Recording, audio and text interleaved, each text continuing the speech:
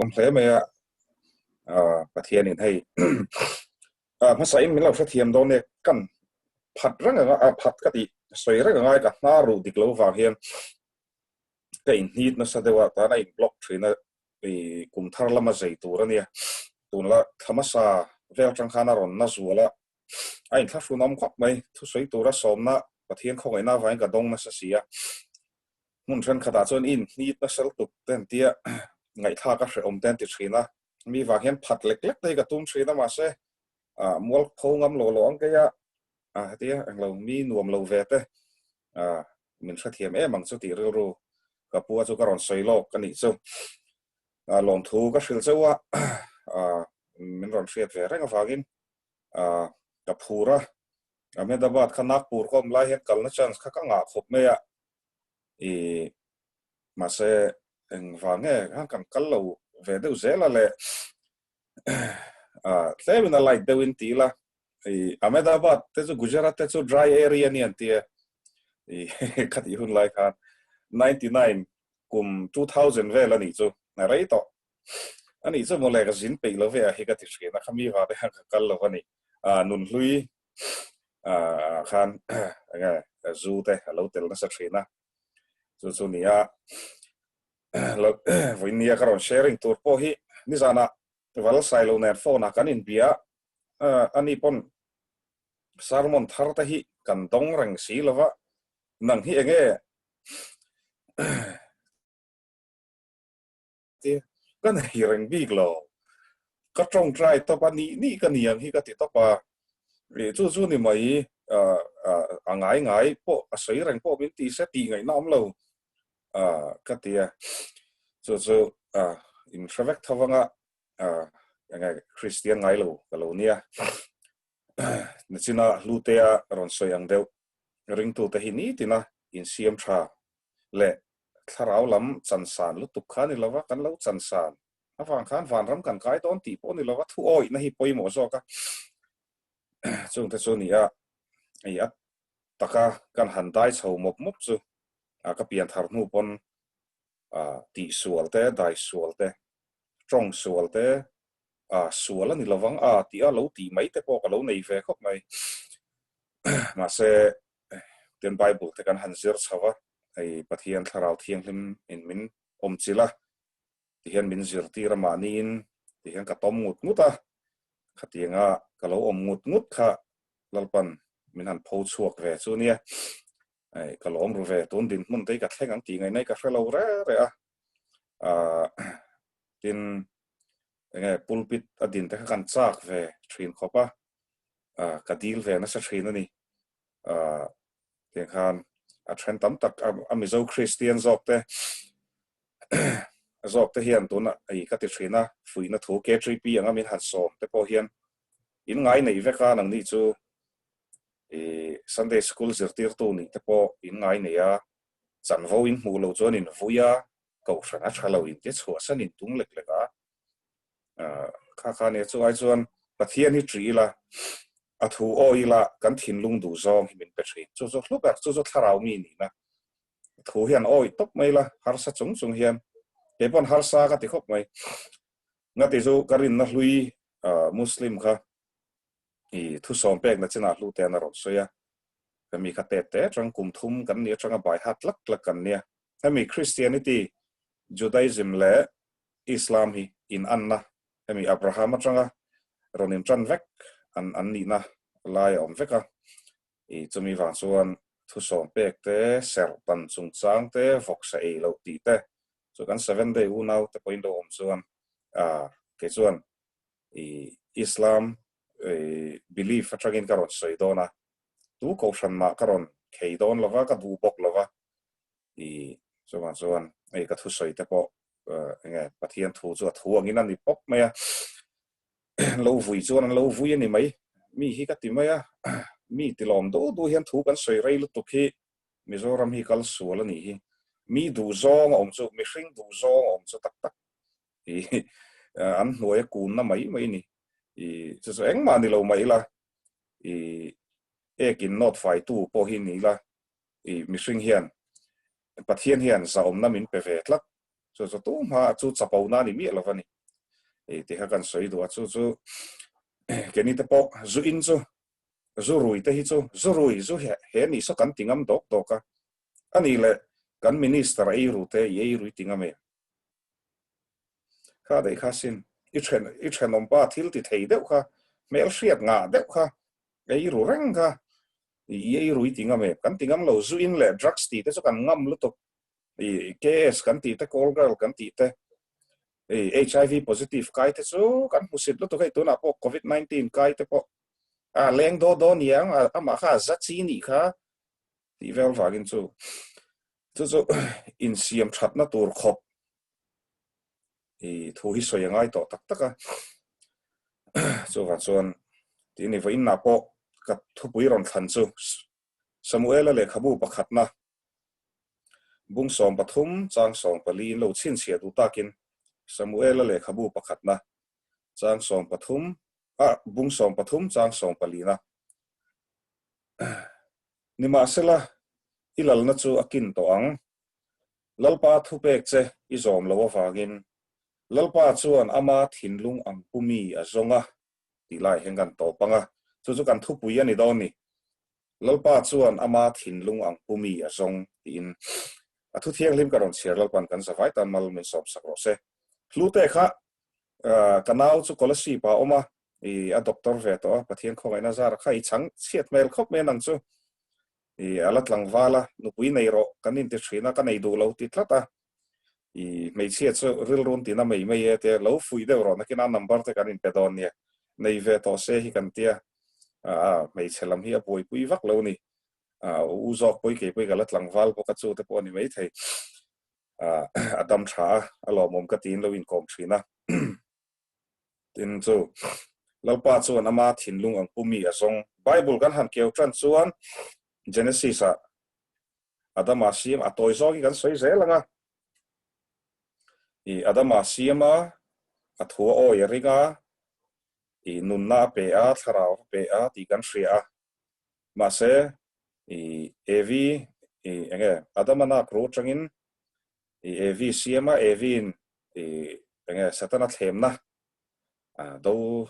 zolava ti khan bo chiana vagin eden huana changin enge no chuan ni ti ta kan ria chu kha ni zel ni pathian hian tun hun thleng hian vain ni September ni somni paru sang ni somni thleng hian lalpan ama thinlung ang pumi azong ani chu nang ma le ke kan niem a thinlung ang hi kan puem a du zong ang hi kan tiem lem hi chan thai pathian tho oi omang fashan de hian om thai biakina chuan in huam upin a thut ve ngat thai ma se lalpa du zong ka tiem lalpa huat zong ti tlat mi ka niem tiem thre chiang tu chu pathian ani lo ka nang ma le ke ma hi kan ni ala zong me ka ni zon sola lut le lok te sola po ria ka thia pathian in enga mo tak ka zuk mu ni sola nun hi kan han chi ka apa hi ka tia ma se atun lai ani aril ro eat sik nai na khata lal davida in goliatha an vom thutopa ti mai tang tu lai trong kamin a sing tin an awa sola chu sang an tia lal davida kha thik ta em ti hluma to ma chu eat sik na wanga rongbol tu in ti chiat tum na te eat sik na wanga minister in ti boite MLA te eat sik na wanga officer le promotion mu mai tur le ani ai ka senior job tia ko ta in king te eat sik na wanga mi do ta hek te chu sola nu na om kan lat tamani chu tia zo pathian eat sik na ru nei rengin nge ama anga thinlung pumi kan ni lo ti chiang ani nang eat sik nai ni khatem lo in fia zelang this one solo so dar thum le mi somli pakone dar ya ta kan zo chuan kan phone battery te kan laptop te ka ti mai ni khata kar khata chuan zo man ka tum don ne ka du tho thin sia this one amalek khâu nen anin do do na pathian in chiang takin thu pe ni an ran te an lal chopin atua po zu asuang che ti hian ka ngai ton fang mir I mu thang pon that ve kang che ti ka re top mai ni ram that ve kang che ti ni ma se so la chu han kala pathian thu oi chu a chan ve thu chan ve o yang I chu a han kal ngai a han that ngai ma se lal ber a that anun na zuwa a beran thau thau te hon ve la chu pathian in anexa soi chu Samuel an hena zol nei Samuel hena kha I so la hi lala kalau ruat hi ka in chi ra ni ti chu ring tu tam takhi Mizoram chawni lo sapram US a tenga tinge Christianity atlak niam em nga tinge pathian om lo ti rin na te aron sam tak em nga tinge tun COVID-19 chungin Europe le US a bikin Christian atanga Muslim in pen tam em nga ti chu pathian thui achan ve kan oya so la angin kan han oi full le to thri chi lova ti chuan lalpa an chia kan dong thin ka ti top mai ni ka in chi ra ni ap ti ve top panin chu siam thar le tlak lova he min ngai hlo mani ka ring ta chuan khoi angai om nang po pathian thu oi zeu zeu nge scholarship zer lai kan tam zo ka ngai ka soi fo hlau lova ka soi ngai to mizo te chu kan dikalom mizo te chu kan mel tha lo ti ani reng masa nam dik tak kan niam ti scholarship nang ma polin an ro central in min provide atik ipa officer ania farmer agin iziak tlatem driver agin iziak tlatem ka mu to thina ni so sola ang ini in khom thowa fellowship te po ai phur malal pa fakna hla te chu nung takini satheya hallelujah amen ti dup dup theya mase kha scholarship a chu tuma midang iwati chhelova imizo pui ti sia Bengali pa iwati chhelova chakma pa iwati chhelova itnam pui ti sia do ta yang lova kha chung ta chu ni lak lo ngam te hi ngai ani kan harsa a kan englo ta chuan kan lo to le khapulei na ten masa tam zok te hian tenge hei khok le nan ten nge ma mo le nan ten kan hmang ani lom ni chu I phadrol ani love dik tak hmang an om masa diklo tak hmang kat tamani chu lal sola nu na om na ni chu ta chu ti khana ni a chu a thin lung ang pumi ani theilo he ta lal isu na ti thil ter te ati thil ho te pori nom lo chu tu lai trong kamino li thil lian thama po an ri nom thei chuang lo vati chu ni a pathianin amang a thin lung ang pumi a zon lal davida kha chu na lo mani a bo chiat na a pom ngam a pare prepikatia bet sebi an han uire a urian that boka zolday natharan a torturang an han sila a cho vai mi ta a choi lai kha nei ngai tu an sakhopang pathian mi ka ni ka tor ka tur don ka tura seng tur song zong tura ka seng don ti mi mai ni a pha phakwal ve lawa bet sabi khan min ron aroin la tia ti lawa phalo re a pom mi mai ni Absaloma fapa Absaloma hela anga unau te ani sa ta ti khan kan sia chan chin chu atopa te chuan pathianin tigelal davida chu ti choi moi ni keima anga anga ril ruang pumiati chu tiang ta chu kan ni tuna phairama yomta anga da ba te yomta kanun atangin chu uiresu ti te po hi pathian thua uiresu ti hi mi pasal wangai zon mi nupui wangai zon lam ako kher lowa uire pathian ri nom lo na hi uire na ni suma so kei poi kanun kan soinga Nagpura LLB ka zirlai chuan chu aza thla ka maselal paro pinan lekha chu ka thiam khop mai ka pas ve rang tho mase zu kha ka du ni in hostel ka chang si lova in kalwa in lua man ta kan pe zuman zu a khan poisa ha ka mang zo vek zes inom ve chu tiang te chu ameda ba chu dry area nia tàu đâu ang so i bulldozer ka ti i road roller ta na bottle chapa an sir ke hi kalau Times of India te kalau share china Narendra Modi a khwa hi so ka ti train ka pa le khabulei angai hi ka han ti train ani iwa mang zo ma ve aron ti pa in lu man ka pe ai nghe mes thakata sang khat zanga lo nia kha lai ta kana tamania ko kum sang hi kum te chuan cheng sang khat ka poisa tam takalani ate ka pa tu noi ka khongai nu ka pa putar tak kha huna po khan kum somruk le te gan tunang ten phone ni in transfer zung thelo wa gpay yom lova bi mom lova ai ma atm card om lo money order angai ni leng ten i post office ko ta hanin clarin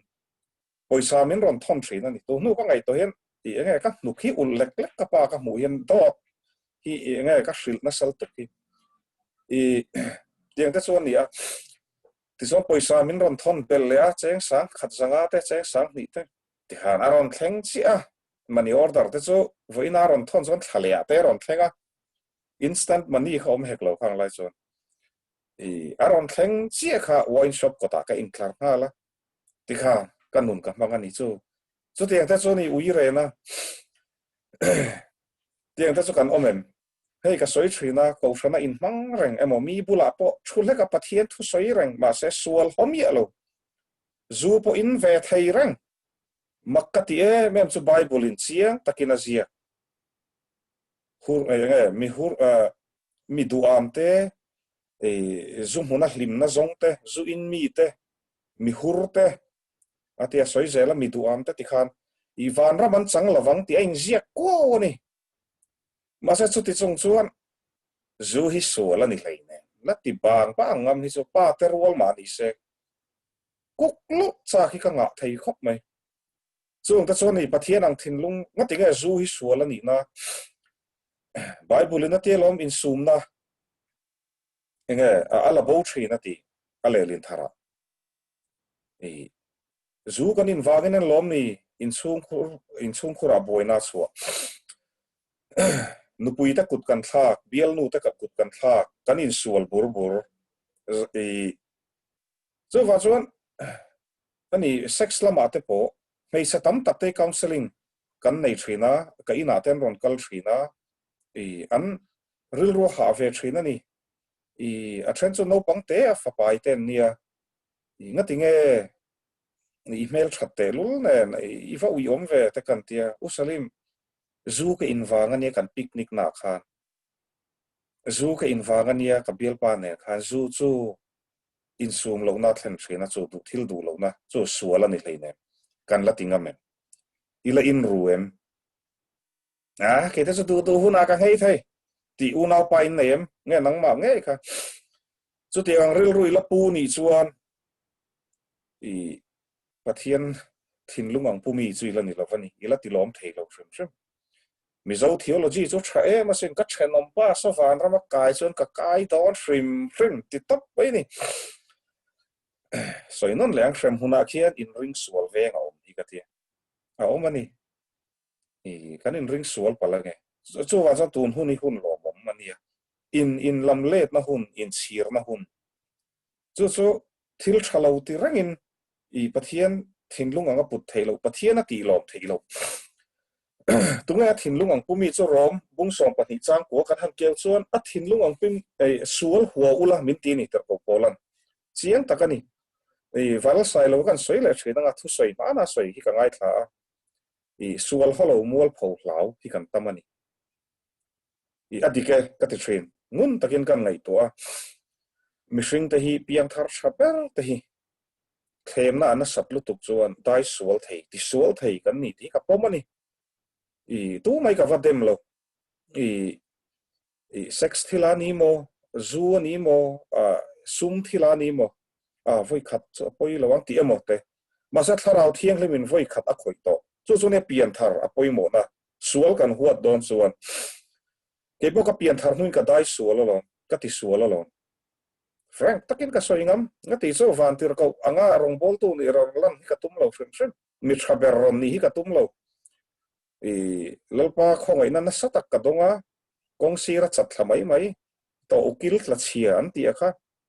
pathian in khongai na min pe in ti fel ro min ti lova mi te ain va chung nung ro min ti lova i ring tu puite ring lo mi te pian thar na kong aron foi ro ti per hian ka riani so wa chon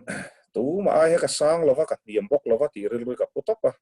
so wa ka pian thar nu te poi ka ti sual ve ni chia takhia ma se lali suan ni ko de man hena in pian thar lo chon van ram in kai lovang atia tin deal ro kik ro ti kha kan share na sa to nang ni misual te ma in fa te thil tha pek na chang in hre chon pa wa na mi chuan tharau thiang li ma van pe don che we mati chu chu ne pian thar angai na pathian ta na in hlan thar na ti zo va dai sual le mala pian thar to chu zuno khat in pon nuwa mati to lo sex man nuwa mati to lo sum khoi ching pen nuwa mati to lo nuwa milati huat ani chu ni la pian thar lo ti chiang takin ke ma ka swingam dule ni le in meron hial cha kin meron phone ro ka hial mi lawang cha ka phone ko off te in hial na tha ka tel pe lo chu wa chu ni a sual kan han ti hian enge kan chunga thleng thri in sirna ni lom ni in sirna kan lan nei hot lo hi chu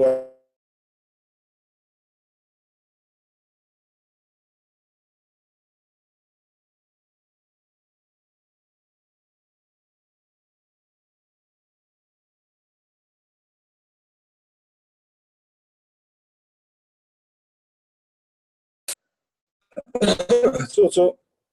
ka soi lai kan thei hil trap chu in tha themo aro in connect le chia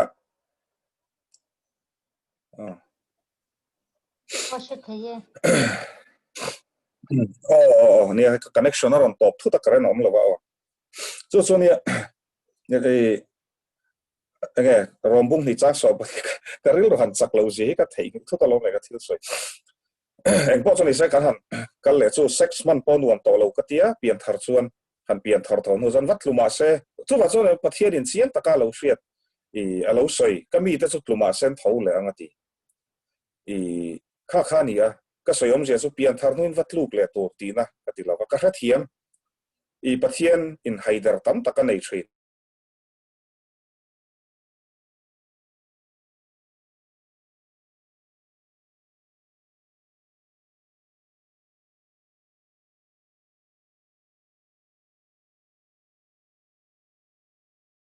a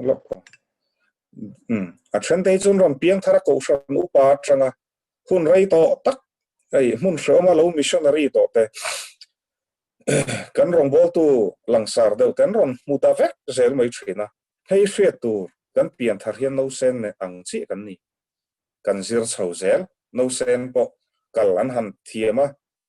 an han kal tur an han tule khut thrin ta chon kan pot tho le me zitila bok khup ten han zira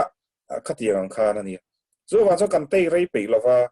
voi le khata ni dang aya tha te pot chu pian tharna thu te in zir tir tha tangai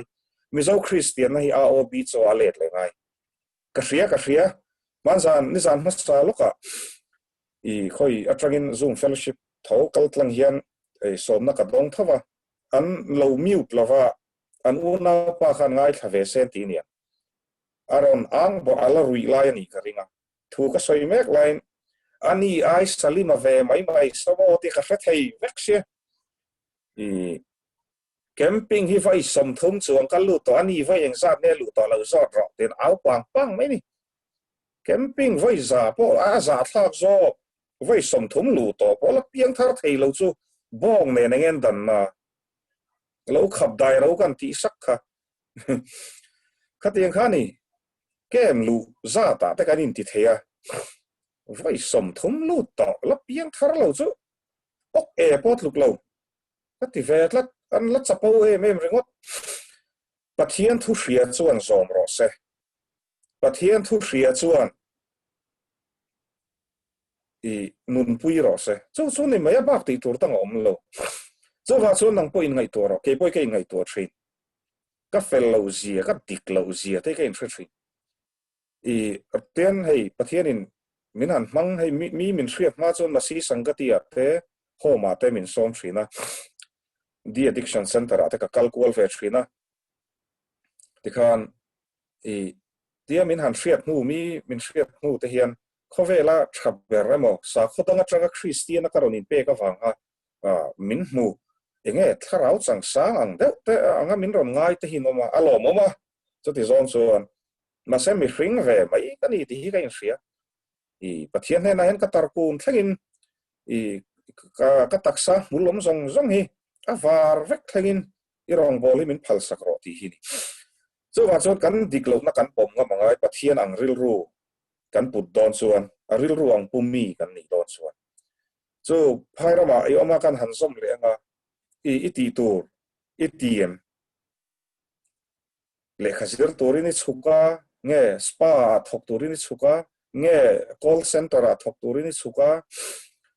ta te chon mi in inuna Christian huem Gujarati ho khan khan ni dai in zodro an mu lo chuan a han trong ka thiam leinem a trong hi lo ngai lo re re pathian thu oi te en hian an hriat mai ni mak lu tu thara vin om chil te an nung zong an bek ngai lova an in bin tual te ngai lo re re pa ngai tak hian an om mai ni an over ve lo rim thara thiang le mi che over thelo chu ti rolin tak sa che na dong mi kania hi maksak tak chuan om ve theite ma se tak sa che na don ka alem po ati thei ve thawani i midang te kawa eng lo ni lovin ma se lema chan thei ti ni tharau mi da pakhat ka hriat chu ani na han leng lu tila o in ron leng lo kan trong trai lo ka nge han ten trong trai ya kan han ho do na oi lal pa ne na lo thu se in ron lenga an ten trong trai le lo thun se a thenom te zong zong to reng tharau mi te kan noma mi do ta he kreng tharau mi te kan noma pathian ya tha ka ti cái hi ni tai la electric bana kho thu ka penga lalpan min bia electric bana lon ro an tinga ka lon ti ra ka man ti kha pang mole pathian chuni ra ti khopa te ni mi tam tak chung ta chon an ti thu thrin mi tam tak ril ron ti na thrin nang ro chu phim kho ro ti kan ni nang ro chu pathian thu oi la tharau bo iu nau pa zu in mek rak sa boy mek i bial no la piang thar lo ta ka ti piang thar tu mani chu kan na ani alo kan khat liam bor to sina fellowship tir lama zai te kha pa ka zai te kha mai se ka ming ka lawa i khat liam par ka lom hle mai i chu du ni la chu kan rak ni leng dun thayang tiang vel ni khatiang tur kha alo mom i chu sual lam huwa ta ni sual hi huang hu tuna Mizoram politics kaldani hre aten nom zia po ifria ichiang kalngai tho hian mi kaldon nge I kasiam thadon ti rilali suane kasiam thadon ti nge kalau kal masa te pan in lian tak takan save thawalom motor mal tak takan nei thawalom ti ve an ei ve tak tak ngai ti khan I ru khan Narendra Modi nam pui khai ti chelo I mizo pui ti chia thingtlang mi ra thei karong bol na kan kal tolom zingkara min lo shave eng tin moni TV a khan min lo MV a thingpui po pek tur min nei lo tuilum chi al zingkara min in tirani I mizo pui ka nukhi ul chun tak takalom chuti chungchon ram mangai nam mangai in ti thei ngem so ni atong zut thei Facebook comment na khoi group a fingong fashanin thila type chau thei atopa chun action ani rin na po thil tia kha khani ta kha ei ru chuan tu ma mi tangam thal chu nang chu ila thala ya politics sai lo tui chuan tuiro piang tharo lali suane ni ram chu siam tharo chu tiang chuan lom pathian thinlung ang pumi ni don van nuam don taro ha khani ngoi reng hian thila ti thei ni mi zo te chu kan dikalom tin dik tam tak ka hria pa dik tak hi ka munem pa tlom ngai tak pa fel tak pa nem tak pa rum tak te ka mutrin I nimin na dor pui veng thara changin taxi ka chuang ho cái taxi chuan na khan pusali mai ni e ma ti o ni e ka ti ei thu soi ta ka lo ngai thla ve thina te ka lo mom ve ka ti i ngai da na ni lo mai the thil pakhat ka lo hril che o ti o ka ti mi zo te kan la fel le ka ti sin ati nga ti nge a kan mi zo te kan sual to kan diklo i kan thalo chu kan chu e kha e kan christian na der to e te ke in ti na ma ni chu rang fa mola ka thian pa sarkar na thok nen hian kan zuk ina ti zu ta chuan kum som sari vel hi chuang to ang utar hi kan in na bula chuan alo ding renga ka thian pa khan kan lo in hnem deuh to nen i avak khong aya lo lu dre kapu lo lu te tree hi ka war de la ka poi guitar te po string trang tingat kha kan ne en po chu ni lo kal te atia kan thu dun ta kan thu ho ta chon a chan chin a soi ta a zu ka in na sat lu ta fa hian ka fa te pon ai an bula om turin min tu lova i nu pui zo thi na rei to a ka dik lo na nia zu hi ka tha thei mi lova ti ya ti chon ka thian pa khan a hlo te lo la bok nen khan i nge hei tun lai a moi an ti mi botol khatang kha ka fa velo zu ki ngai lova i kami wang kha a pe a poisa pe poka ti chu ni hati zo ka ngai tu chuan thil thalo bible nen chuan ai kal lu tu ka ni zu pe tu chu chunga pike thenom te zu pe tu chu atia atik lu tu ka ni ma se summan pe a khami khongai na kha chu omalom chu lom ka mu thin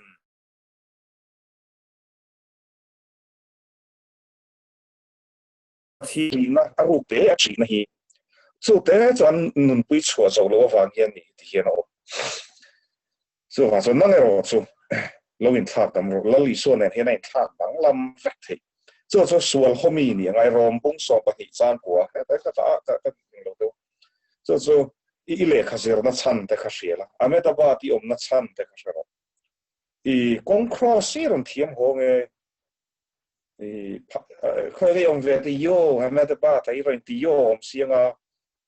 i ron in ti phai ram om sianga kong cross ron thiam chuwa Mizoram pan tho ina om lo chu ni sual homi chu i om na chan shela in university apo third division apo iron pass chan apo I lo re thatte win zirla I pass thei chum chunang kha alo mom tok le iron ho huna eng na nge ka tho ve thei sarkar na kherlo po ti ten khatingan rilru moral reformation will isuane moral si manga yani in lak sang kang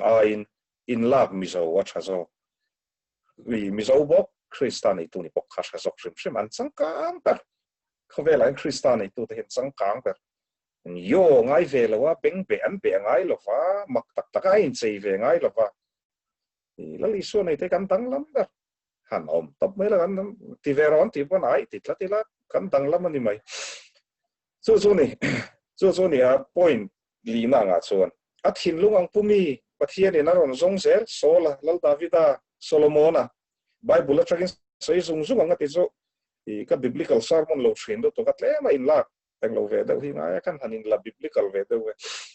so lal davida ni solomona ti solomon chunga phe chona lom lu to nang chu ho sak na te poi dil lava ro pui na te poi dil lava ro rel dan thiam na te dil cho ka te fin na le ho sak nai na mal so ma se huna kal zela I mamdang nu pui rin na shan nei te nei a ti khan pathian lom lo zo nga ti zer chronicles ta kan siar zon lal uzia chanchin te I tu tunga lal tam takanom an nga threat sen lo chu khatiang kha a thu o lo na laman kal zel ani ti khan I thothung thar lama po han kalila lal iswa zui tua iskariot angei po lal iswa kha muchiang ani athil ti theina te apathian zia po muchiang tu ni mase lal iswaril ruang kha pulo re atop na so thina ni roma kan tir ko polang ron chiang khop mai chu kan sual man thina ti hian taksa thina ni lawa tharau thina ni apoi train khop mai nu le pa thu kan oi lo wangin chu nula kha abikin khongai takin in bial pa te kha tu na in bial pa te kha zu in mi an ni chuan I hmanga ya I tha thei lo ka ni chuan homa te omro ke ma te lutro piang thar la chuan kalo nga kang chetiro ani lo chuan nu le pa te kalin i han nei chi ate Christian chung ko idin pui don lavania lalpan ka rong bol na tan min pe ka lom tin in nei wanga fo indian nu thloi han tam zia hi zu in mel thapui pui ni kholo tak tak anom hi apoi hi ka ti thin an va sual wanga ni lo an va dai sual ta hlaka mi pa hi ka ring to lo ti nu na lu ta kha dai kha si zo wa zo mei so bo vi bial pa nei kha sual ani mi lo mà sẽ khát tiền tất cả này à chú 16 mang thủy nem là lý số right to in lại zone to phải ra mày nó mà living relationship te anh ta em đã bảo ta khan in xuất hiện rồi rồi thon họ tên ngã to em in xuất hiện rồi khá đấy khan này khan in ngay zone to em đã bảo tên số có mà vàng khan in ngay zone lâu to cắt tìm miệng lâu in ngay zone mất rồi mà sẽ sống takin mấy chiếc cái hostel là nó mà nhị chuan i kan varin ve ni chon hostel kot movie te kan en ho ni chon en ho bar om lo tak mo ka soi sol le thin i a black chon a tamang ka ring suali khoi mu na po ti kan zom takin i vathale ula mi zo te chu o anti mai do ni vai ho khan gujarati ho khan an nu na hen krista kan va hu chiang e o ti kha chu a chu lam nam ming that ma om thin lali su kan nei lo wa gin alom phai ram hun sang om i enge mi hang fa ten ron pai ho a chu hei nam issue hi ka soina sata wangin ka soi hre bok lova i khatiang kha lom a hnuwa mizoram an ron ho an fa te i vai melan pua i black amon nekro mel tiang ni na chu vai po vai ka tingam chuan i khatiang khan an ron pu an fa te khan khongai thla thei ke ti kan van nei a kan khongai thla kang huin i nam dang nei chung chang hi ka soina chan chu hi ka pa te chu officer ma san lo nia mizoram ramboi ma ron lu tan nia lo thei lovin hata enge kan omangai ta chu ti chung chuan a hrom ve ni kiltina i tikhan enge reservation kan nei ve thei si lo chung ta chu ni pathian han nei ula mani nam pui nge han nei ula chu ani chu ta lo nei to te i khawa mu sita va eng lo tur ti na ni mi la fin ma se ilan ula ni chuan i mi zo pui nge khai nei tin mi zo mi pa po in la pa hi ti to pa hun la li suan nen hen kan pa ber i ji mai kala ngai sek tu nanga i enge pakhat ka nu pa counseling kan nei phe kan pa hi lo counseling te te nga tinge ka ti ji ma kala chang hian da na dang ve ka te zu in am te inna exaranga ji makal renga chu enge boina that chu ka ti apa ani lo ji makal chang hian mo eng ma ngai sak lo ati eng soi zel ro ka ti chu enge ji na thowa dar nga vela azuang chuk dar thalang mai ti sek vak ji ma huna ti kala chuan aro in buala afa te po min ngai to lo chuan office a kalaron hole a gym tlang ha lar in buala chuan chugin kho min nei man em tia a min ta chuan kan ne nui mang ro atia i ti hianai ti sek chunga chugin khom lai zongin ti hianai en rengai ti sek chu atia le gym chu ata ngoro ok e hi ka khoya ka khoi po ni lo ka in chunga he lo ma lo ka thi mat do ki ka team member then ki voi thông min ti boi na kal som du lo ra mai ka nen ka team member lo ngai me ro lo hallelujah me na lo ngai me to e chu ni a o sual lo chu te chuan zana mudonin ani le trong trai na te mang na enge ti thin ka ti dar thalang ma thua nui ante ka sek fu to lo mo ti pa na nu te hi ti phone lo ra chu zong chu kan ni ti ka soyom zi chu gym ka lo te por tha eng kim hi kan ti tu i kan telen mi zo te chu pathian in telen a pe tha chuwa kan ti tu ma se pathian hi kan ngai sak tu kan piang thar tu ti hi ni chu ta chon pa na om ei ru du mi lo i office tho na han ei ru du lo te i mi zo pui christian te ngai kha chuan an hor khopang se ma se apa tharum tho mi lo win pa na ni ha ni tlak ka chu tiang te chu nia chu tiang chu lo pathian ni na zon mek mizoram ron din that le to zoram thar ti kan soina sa ti ka kal du mi lo i pathian poi ka soyang ti ka hlau i ma se zoram thara chuan enge tunge tur zoram thara chuan ei ru du mi alo te alom ni mi pat mei chia ta fim khurte nu le pa za te chu pathian thula ni ami zo em mi tlom ngai te mi khongai na nga te chu lo mi zoram thara tur chu dei sin ani lova a soi thui lawang kan nang lo pang chu ti khan bai chu iskariot a po thi na chu sual kan han ti hian kan tharawa a thi thin thi na ani tuna ameda pa tai lai ngai khan i bial pa nen in lua in to ka a kan nun na lom kan in mangai na lom mate amoi lo valom chu kan lo dai to ania kan soingam ni zara ril runat na thil da mai kan thian pa ngein kan nakpur group aron soya i duang to ka khoveli chen nuwa i duang to ka zuin nuwa keini ang hi ronti ani ta chon felat le ro sual ten nei lova keini ang ho min han sarmon khum khrepa mo ronti chu fa patlan bo wa khan o u zo khi chu o ran i su zir tir na han do ta van lo om lo mi ka ti khang ta khan chu kan lo dai to pathian keini ang ta nun hui nei tenga tinga min man nong ma siam thaturin la dai sual ve lo te fim khur turin kan ron warning theinan chu ni kan thian pa po tharau mi ta meng lo khop mai a fel na khan van ra ma thleng ton lo chu wa chon ngei om dek de min ron ti tu su se tu po hian sar mon na yan phuba ka la sak zel mai ni ke chu ka sual lu tak dik chu dik ani dik na ni tlap chu hei alo ngai thak kon ka thian pa chon lo in ngai tu non on ro se ala pian thar lo je chu tiang ril ro kha fek pu chu pathian ang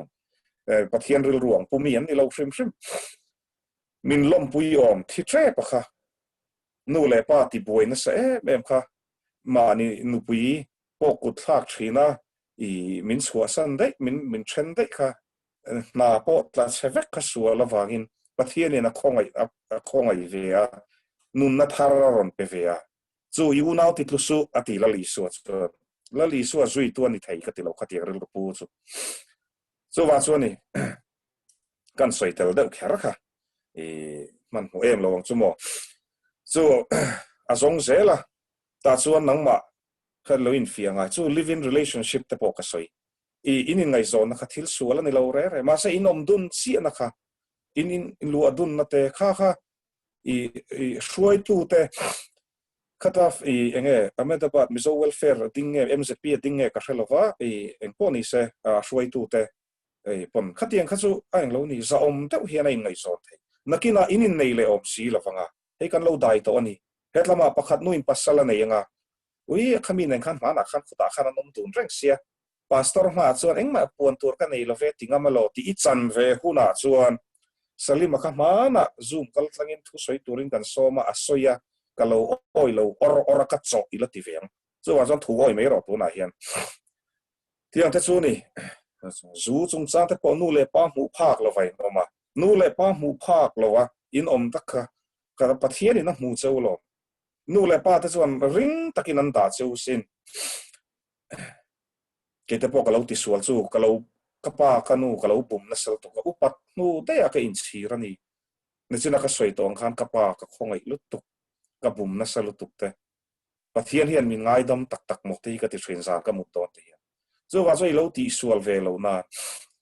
Ahmedabad hi om chung na chu i lo ti thrin chu lo ti thrin ni se COVID-19 an han zo wanga pathian in na ati bo don shrim lo chi ai vak su hei vai tam takan thia pathian in min ngai dam se an tam shrim an ni chu thi vek ma se kan thret pai na ti pathuman la damanga ti tiang te khani trong mal so lo le mai rong bol tu ve si point mai thei thi phai ra ma pon tam ka sense of humor ani lo la koi tu ta na la koi thei chu ani alo mi mar kharon nuina sakop mai ani far star ang de wan nia ti kan bel le lo far star poi zuzo vekila pali lo me ti pathian pastor katiang do khan vai ho tam zia se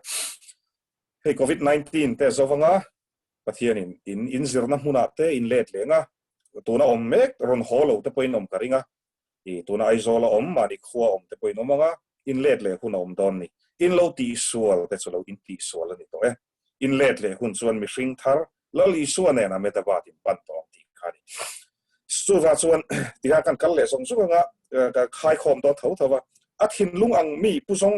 zong reng reng in a to pa a fa pa a mangai em lo li su krista ro tir ta ni lo li su zui tu in ti mo ke po ben sei tel lo li su nge dan a thu som pek te kha ron ti bo ral turin moran kal te lo ron ti fam kim zok ama trong kam nge inu le pa choi moi ro le a kuin dam re yang ti kha ron thai chia mo thai chalo shrim shrim pui re su ti te kha thai chia mo te lo ron ti fam kim zok ani tharau kal tlangin chu ni a lo li su zui tu ini sia mi pasal i du tlak kha chuan mi nu pui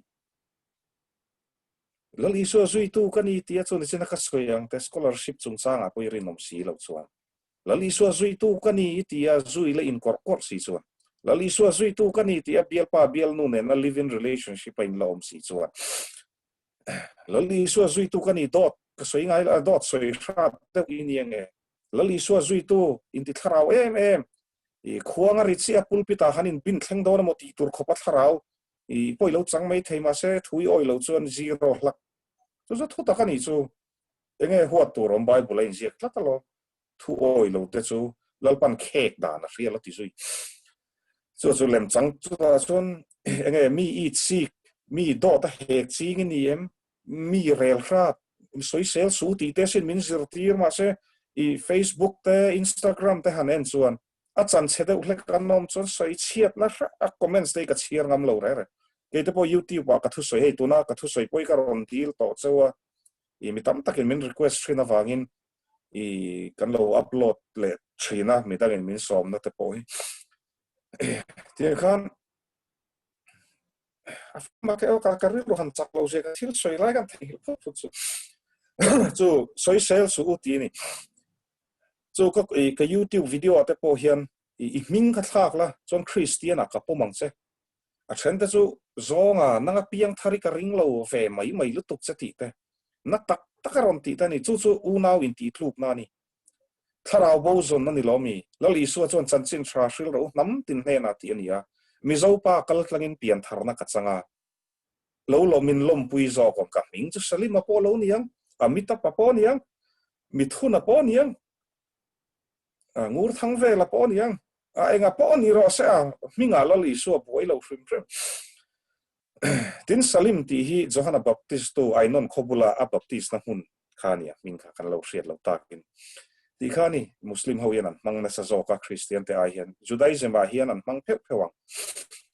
i tam lo khopang ma se o muslim hian an mang common hemi chu na china ka soya he sa herin na pathum hian ming hi kan in trom na sa ti khani a chu khatiang te mi lali so zui tu kani ti mi soi chia te i alo tlupal ani pon kan una pa kan thriat pa te po suala alo tlupal ani pon tung ding tu ni lovin ka ring renga ron trong vel pang ron trong huai ka ti renga atluk atale thoyang ti mai te chu tiang chon lal isua zui tu ani thailo re nakina sarkar naila nei don ila thok don mr na mo na thata ka mo mca samo ai samo ila ni don tiang huna te doctor te poila ni don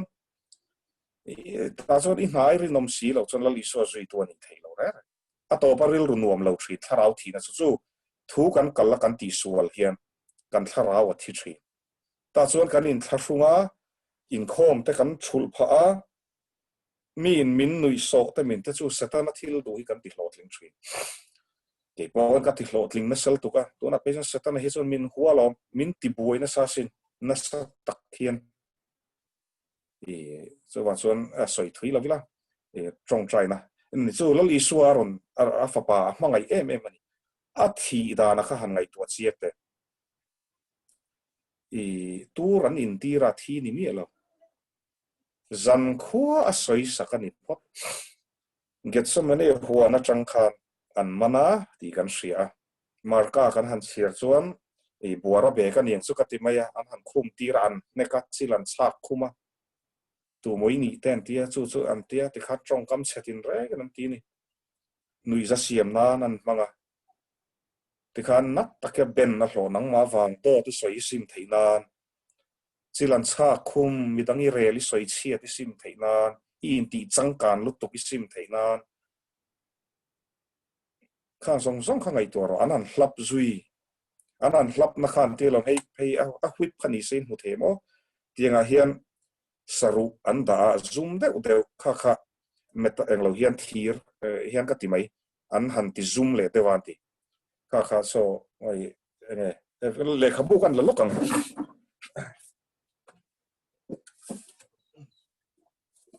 เฮ้ยอินไทยส่วนเราเลยอุละ evidence that demands a verdict เหตุตรังเฮียนนี่อ่ะอารมณ์บอลไล่คัน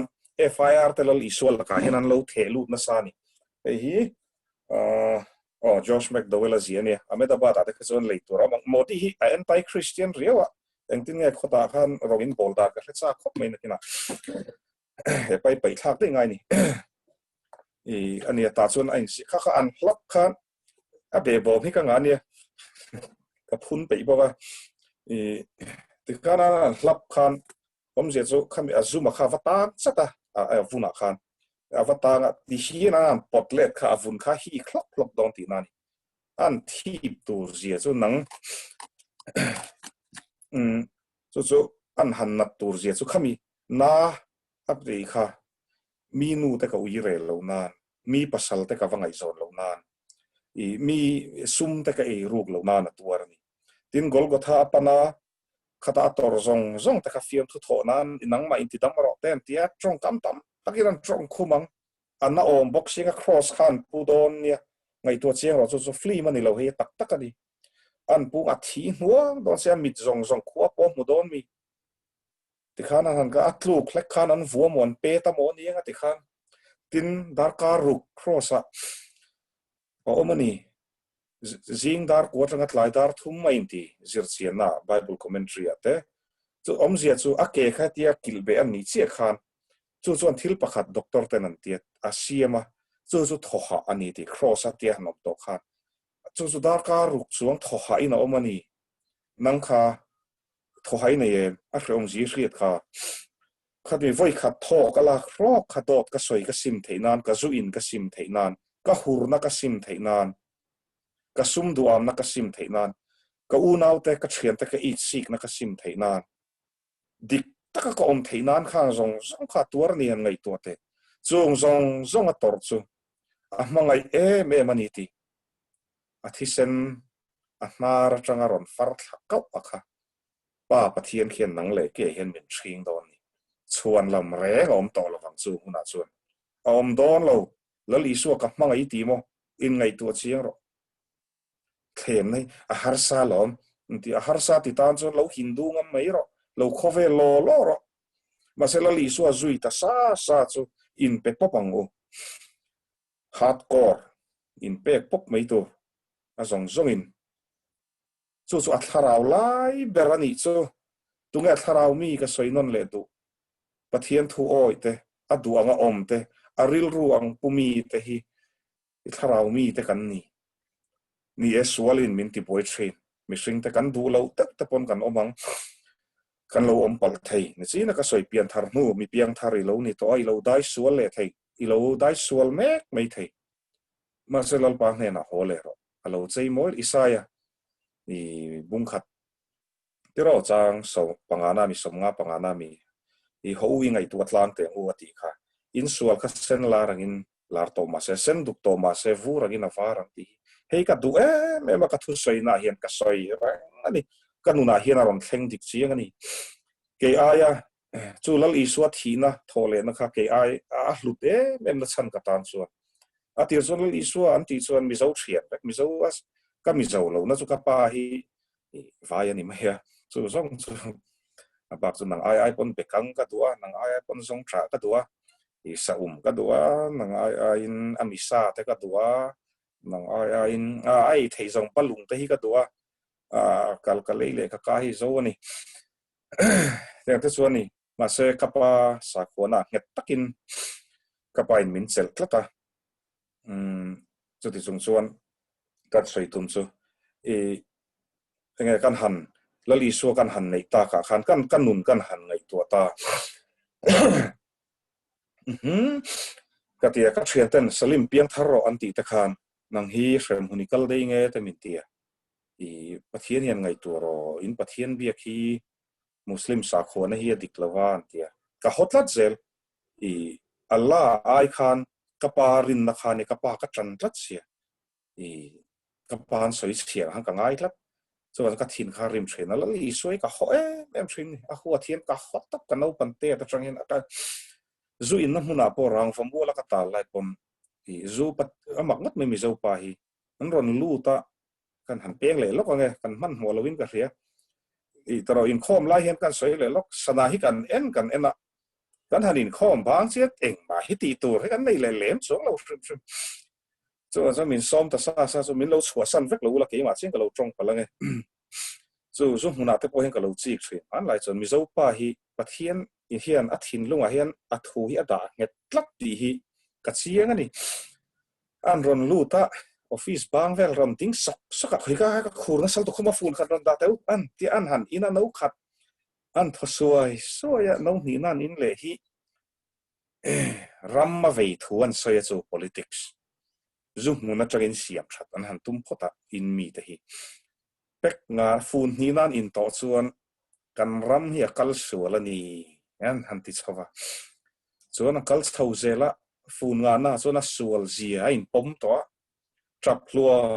มที่ตัวฟูนรุกน่ะส่วนปะเทียนทัวลูดเนี่ยเกี่ยงมิสัวที่อันติดต่อได้ไม่นี่ค่ะจู่นี่ฮาราหุนฮาร์นัติคีอารอนเทนนะหุนตักก็จะตาจู่มานี่อินมันนะเปลี่ยนทารานี่หุดอังเฮียนกันตินะซาตรอเสียเสียงตัวจุสลิมมากันนี่เรานังมานี่ค่ะเกลกางค่ะกันหมู่ภาคสินะกันอุปัตเวรอกสินะเกลกางหาร์ดักันที่โซรามาตั้งลำนารอนเทงเงทันทีทัดทุ่มครับเบียกินข้าขัดมุระกันลามมุปัตรออินุนาตั้งลำนารดังลำผ่านตั้มไอ้ก็จะถ้าเราเทียงที่มารอนเทงตัก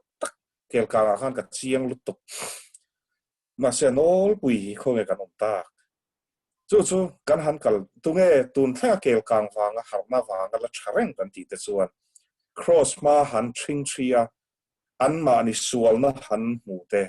ลลปามินง่ายดำรอกัเตนนมนะซงขมินง่ายดำรอมิทาร์กันนี่ต่อตอนก็อินเซียมชาดอนหันตีแต่ค่ะลลปันตูนแข่งเย็นละหุมันนี่กัเตลเวนี่สุดาส่วนยังแต่ค่ะกันนี่กัเฟลแค่ไรกันตีนั่นนี่เราวินอาเลมเลยอาเดรไม่ขัดสุดับเบิลเกตสุดตรอดิกตักเทเรา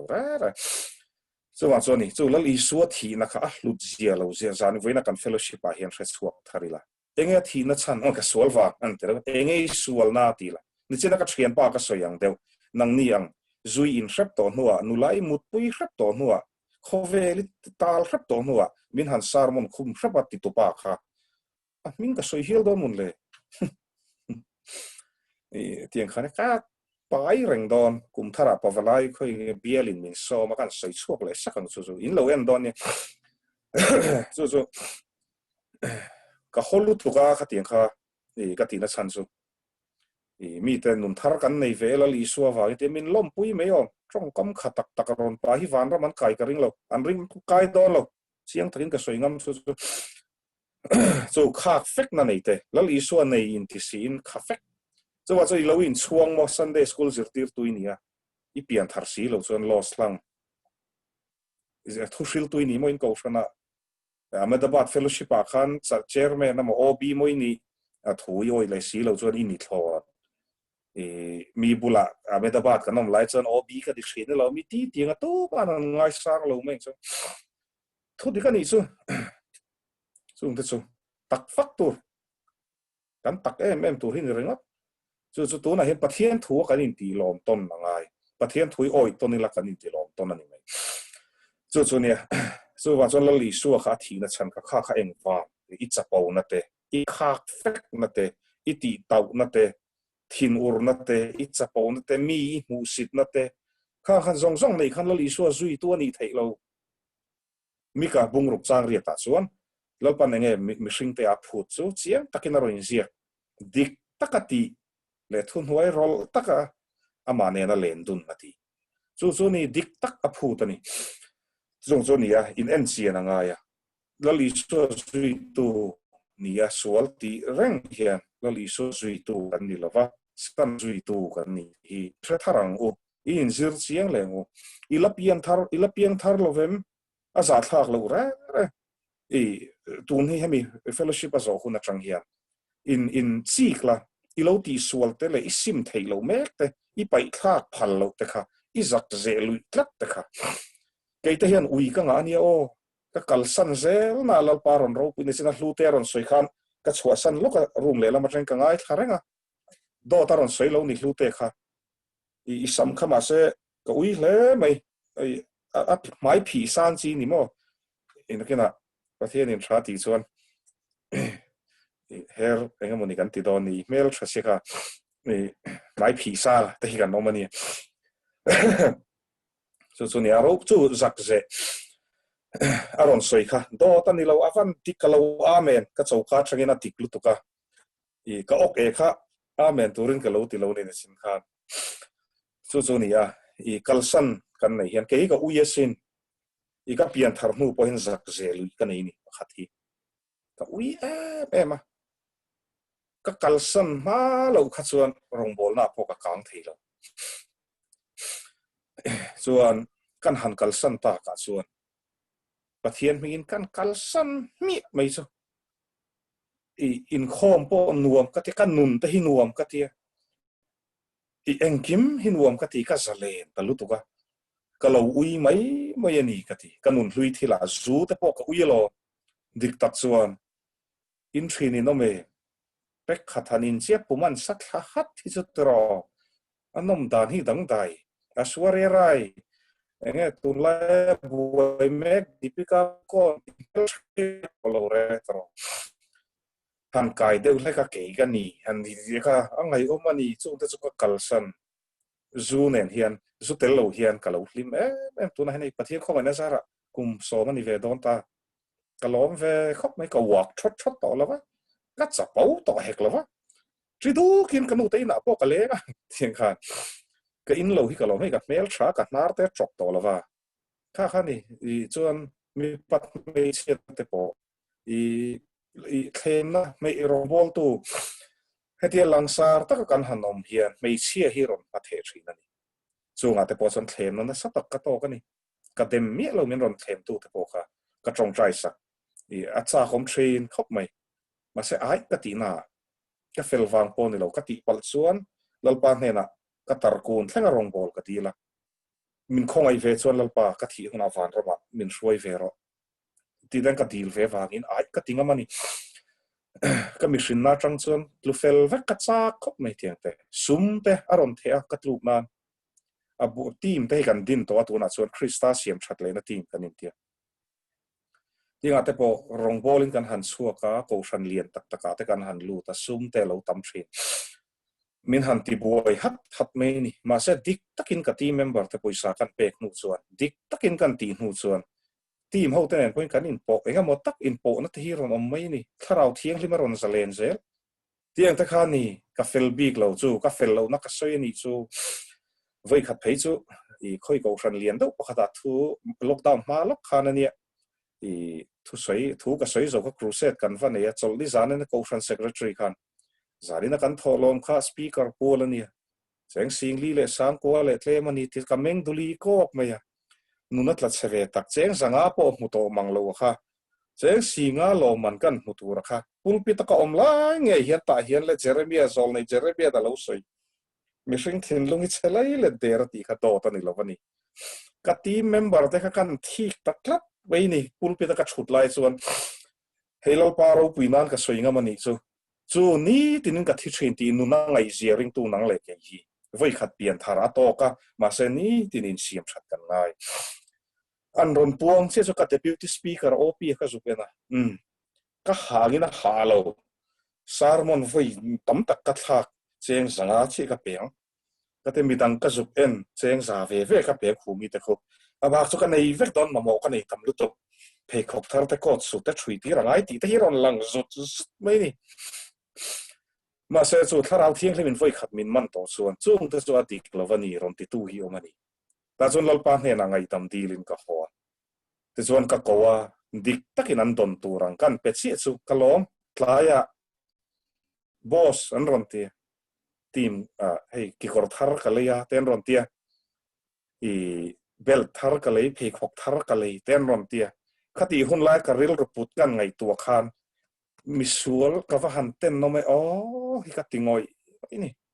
khata trang khan chu ka har thar le ta suma po chu tiang ta chu ni in siam that rang ngai hemi ka soi wa ka min lo ngai ne min lo ti ve hanga ta ma ka ti bik lo chu I kha chiang ta kan soi le bokang nang ni min soi chia tan ke ma hi ka in soi chena so sok nang ni ai ka in sit zok ti kha ni chung ta chu ni dik takin kan ti chu dik takin ani mani vai reng te a local task force in thu soi turin min so ma che petrol man chi min tuma in ang thapin zanga thap kanin sema rotuai kan ron lei ho chu khati ta ka lo hlu e mani dik takin speaker ber pon zanga ka changa team member ten zangan chang ve ka sum thil po dik taka han ti chuan chu nakina I sarkar nai tho huna po politics silo khel huna po dik takai ti chuan I mi zo pui te kha lom ra thei tak tak te khan inan lo savenga an huan ten lo siam anga engeng mon chinga chuan mi zo ra ma thang don lom mangai te u in mangai lo bai ka chi mun lin nei le ti hi ni karil ru na thin karil ru na ngoi to tu na phei chuan sang te chuan ai si sau te hi han beruila bazuka nuai khatvel ron thon te ka hlum chak vek ka ngal tuk ti te ka ngani tiang te chu ni ma se lo li suan nen nang chuan ron siam tharo ron haro chu harna ti ka ni don chu pathian in nge tu a thin lung ang pumi ni tur chuan he ram siam thatu turin ani a som chu a fa pa po a thi phal khopina ron tir chu ti chung chuan ani kan la eng lo si chuan om lo re chu wa chuan mani lo in man chi ani la ka soyang tho zandanga ka tiang tho thovin eng tin nge tin eng ma ui lo tu sual kan pai me kan zak ze ta ka pathian he na pek vek tu kal san mi tu chu eng tin nei tiang te ka soi fo thina I bible nge study ho ang na ni pa se hei tiang diary nei chon diary nei ro ala pon full scape pa ti hian ke po ka ho ma tang ka chuatirin pathian khoilai nge ka tiklo na lai pathian in enge sim tura min du ti ka ziak chuak ani number 1 a zu ti ka ziaka chu trong china ne ka beya number 2 a mi pat mei chiat na ti ka ziaka ti khan number 3 a dot soi ka ra ti ke ma diklo na ni chu ka se cross ma ka tlom wangin chu mi tlom cross ma I tlom ani chuan ma ni diklo na pom te hi lom la li so na ron lam don mi fel ta ron lam tura ron kal ka ni lova mi sual ta ron lam tura ron kal ka ni ti in chira in lam let te midang veya hun to lova nang na halloween veiro van rama fellowship nei howang u nom don ziatero atakian kanin ko man lo me thei kan dam chungin tuna in khom ho hi ma se vana kanin hunga no anuam don lute sam te pon tro to nga chal ma sam te khatian nal don sin khatian te khani chu van chuan hei ta izia ka nga idik lo na ichak lo na khai zia ka nga chu lal pa nen nei dil don lo man holo lan china ka soi no sen anga ingai la no sen po atir chuan bok khupan zir phot an thiam kan lom em bok khuk nu kalan zir le kan lom em an kal chut an han thlupalan ti zela ti khan an ron liana agan wa di preschool ate kan han lu tira ti kha khati kha lom tharau chu a than khatiang khan lom mi lo tianga man ho su chuan pathian in a chang dot soi sha ti niem lali suan ena he thei zu boy nai nem lali suan ena he thei mi pat me chiat nai boyem lali suan ena he thei sum a duam na ria ne lali suan ena he thei chu thil thalo hrim chu isia ichak lo na kha azat khak lo re chu chuan chuan lali suan ati nang ni thokrim le phurte u ka hne na rom kal ro u ti ka chol ti rang che u ti chu akle man san zia chu min chol ti lo chuan bible hi dot ti na ni min ti dam lo chuan lali su hi dot ti na ni chu ma se dot ani lo zia ke sani ma ve mai hian ka kha chiang lo nun chevek to khan nun thar min pe lo vein ni an china athu soya ron soi don phur khop vein ti te khan kum riat kum sari kalta te zon min shria ula ka thu soi chu ngai tha cha ni lawa te ta khani lali su awang ka moi ve lali su awang ka thu soi te ngai tha chak ve sarmon un tak tak po ka nei ve chuang lo eng ma ka thiam ve chuang lo Zion tlanga chuan ti pon ka thiam ve chuang lo chu mi Jerusalem to ti po ka thiam lo Galilee dil bu a chuan ti po ka thiam chuang lo hei chi ka ria cross thu hi ka chiang mani ta chuan ni nang polo chiang thar dana Christian ni to su Christian tak tak ni hun chu wa chuan ne kan fellowship chu I lo ti sual to zong awang khan mi ten nom mi sual emo ini mi lo sem huni kal don ti na po ni lo tu na hian ti chuan lo ziak chuak ve ro le lo tai ma ro chu ri tlungai to lo ba ti chuan danglam nan mu don lo live in relationship om thin kha in om du lawanga I bial nu mo bial pa kha hostel amonga mo ti khan zaom takin mizo khata mizo om ho mit huwa po za om fak inge an fak don cheu sin hemi te panin ngai zong hi chu an mu nom ngat mai an ti dei don cheu sin ti hian hostel aron thale thak thaban fak om khop mai seta restaurant ate son an chol kan mu thina ti hian anin ngai zon dan chu kha alaya isua inti lui khatlat khachuan mol phona ming chiat na ni zel chu kha khan ti lo ula Ahmedabad in let le kuna po ti khan I mizo puite nen pon ti khan in pum khat na te om don lo mizo le mizo in do hun to lo kan in ti fing hlom lut to khi po yani tro Bible chuan in ti fing su ti aron trong na pian toi I fing ber mo hi ga in ti vek zela mi mol ber ni la pan chu choi moi thri tiang ta chuan ni a zui la ina lalpa zu in ka sim thelo chu thian angin thril ro I thuruk thian te thril thinang khan aru lang ro dro tin hei zu ka keima copyright tang aru lang ro ti hi kan soya ka sam sei lai vana pa hola ka thu sei lai tanga lo pa hi tun thei ka thril ni lo pa an ti ne ka ti don hi ka ti piang thar ka in ti ve to sia ma se na ti ga te mei chia mut pui chak na ti ti ka la nei le lo pa ti ngai tu na te hi sum te nga ti ga ti hian kala om le khrom ka va ti ve te ka ti hlok me ni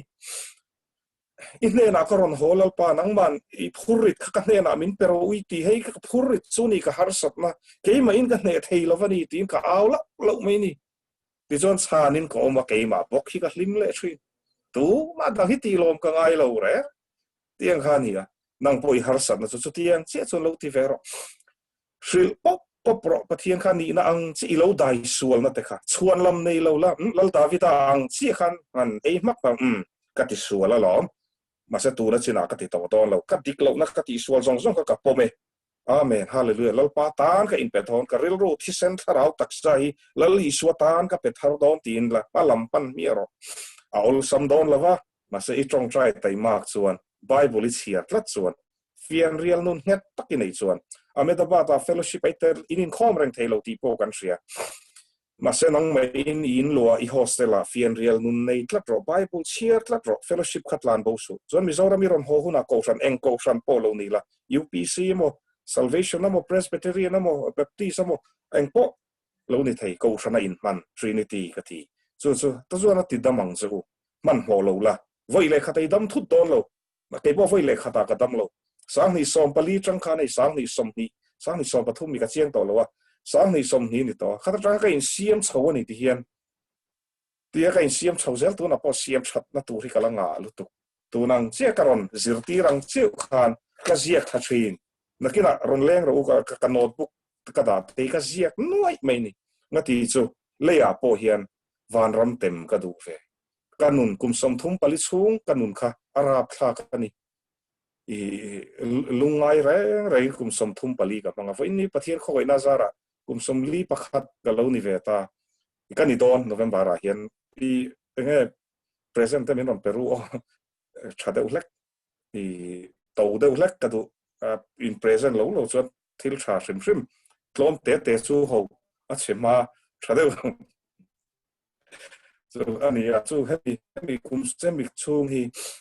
kanun hi hlim ve ma soi chiat na kara te bo chiat na kara te ti sual na kara te mi do ta heka om na kara te kanun hi hlim ba ti hian pathian in min han hruai ve zel chuni enge I thuruk min ti chuan eng pathian in min du sak bik lo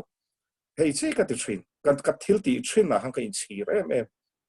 ka du to lo ka ti lal pa hne na hian ngai dam ka ti la ti ka ho top ka ti le to lo ti chung te chu thlem nan na sa ta karonom te po hian tu ma nan shadon lo ti ka hriat po hian I katilo mai ni chu aruk te a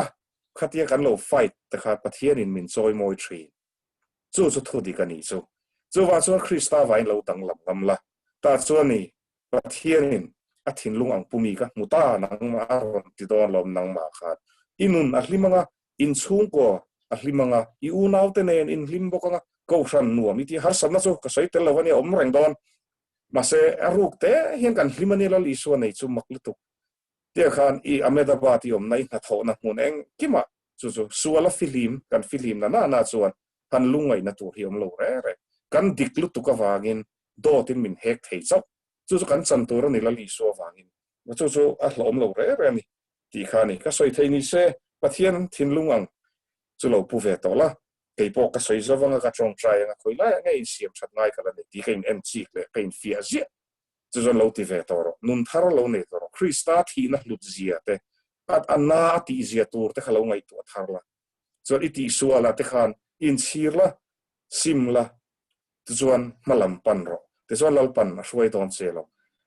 ril ruin ang na chu kan in kom nei thin ringa po pathian ne din ril ruin an na chuan mi a thla thlam don lo chati ka soi thei se lo pan ka thu soi kan zawai tan mal mi som sak lo se Emily kha I host kha han trong trai ta mai se